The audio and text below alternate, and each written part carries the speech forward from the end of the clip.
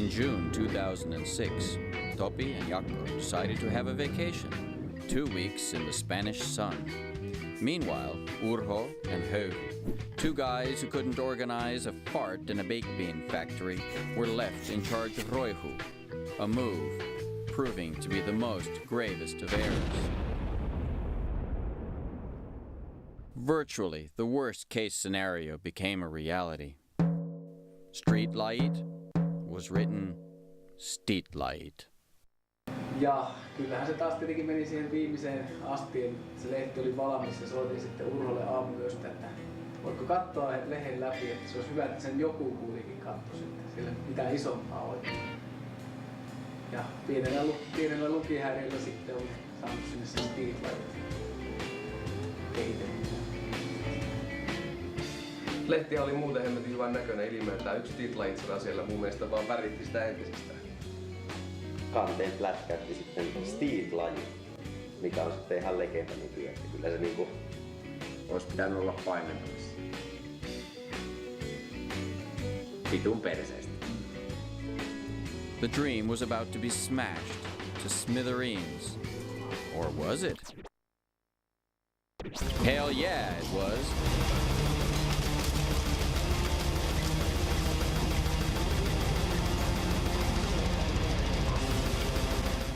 The advertisers were fleeing faster than the Germans in the War of Lapland.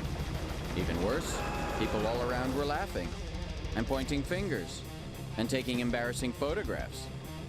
To match, the writers and artists were furious and offended.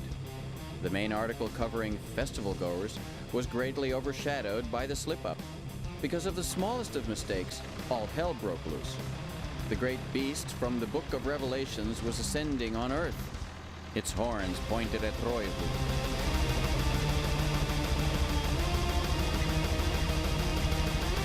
Axes were being sharpened, knives licked, ropes greased, heads were ready to roll.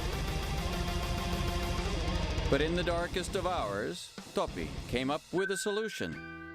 Let's act like the cover was meant to read Steetlight and call it a joke.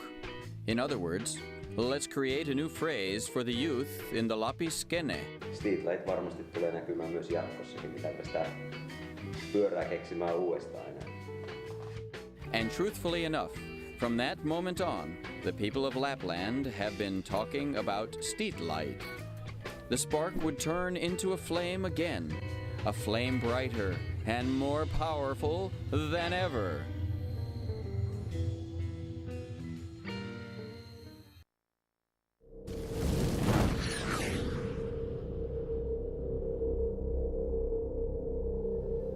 After the crisis, Roihu was steered to a new high.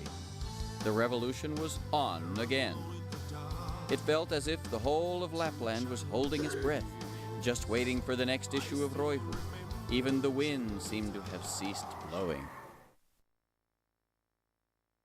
The next issue came out in the beginning of July and was torn out of the hands of the innocent and would-be traumatized distribution personnel. The cover of that issue would, from now on, define the word bullseye in the dictionary. That groundbreaking cover and the highly professional cutting-edge content propelled Roihu to a new spiraling high. But how to maintain the climb and the hype the previous issue had created? By putting the reigning bass-playing champion of Finland stark naked on the cover? Yeah! Of course!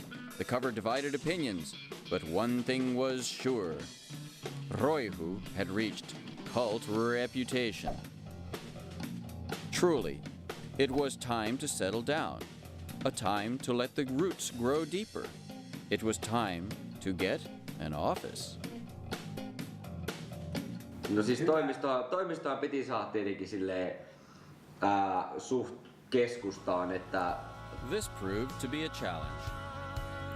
Many options were considered, and not just any place would do for this now mega-skillful, ultra-contemporary, leading-edge media giant. And behold, a perfect place was found. Here, in Pohjolankatu 4-6, Roihu's taika would happen. The view from the office symbolizes the beautiful situation the paper was in. This would be the place where the guys could gather once a week to brainstorm and to try to improve on what was already perfect.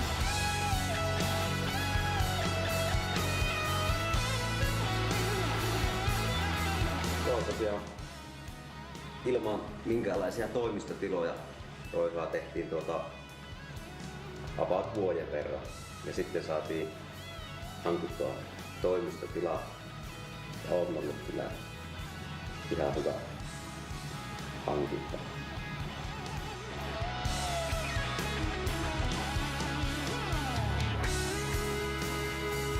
The new office was in line with the more professional image of Roihu. The guys were ready for a new challenge.